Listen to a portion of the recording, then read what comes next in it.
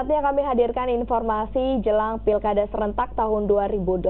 Saudara, Panwaslu Kota Makassar kembali menggelar sidang ke-6 musyawarah penyelesaian sengketa Pilwalkot Makassar dengan pemohon Muhammad Ramdan Pomanto Indira Mulyasari terhadap termohon KPU Kota Makassar.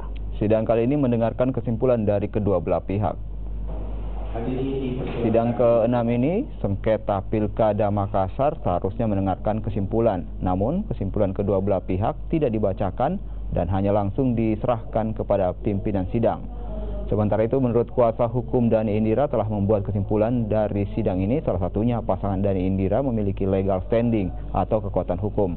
Sementara itu, menurut kuasa hukum KPU Makassar menilai keputusan KPU hanya menindaklanjuti keputusan Mahkamah Agung.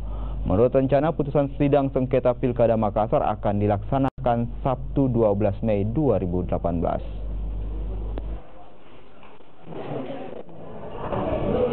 Panwas juga memiliki kewenangan untuk mengadili perkara ini karena ini adalah sengketa administrasi pemilihan, sehingga dia masuk pada ranah Undang-Undang Nomor 10 Tahun 2016, Perbawaslu Nomor 14 dan 15 Tahun 2017.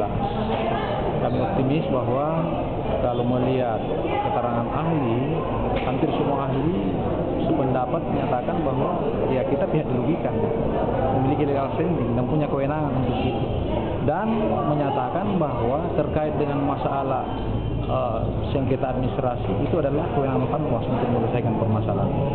Persidangan tadi kesimpulan itu tidak dibacakan gitu, dan tentu itu menjadi bahan pertimbangan bagi majelis untuk memeriksa dan mengambil kesimpulan di hari Sabtu nanti.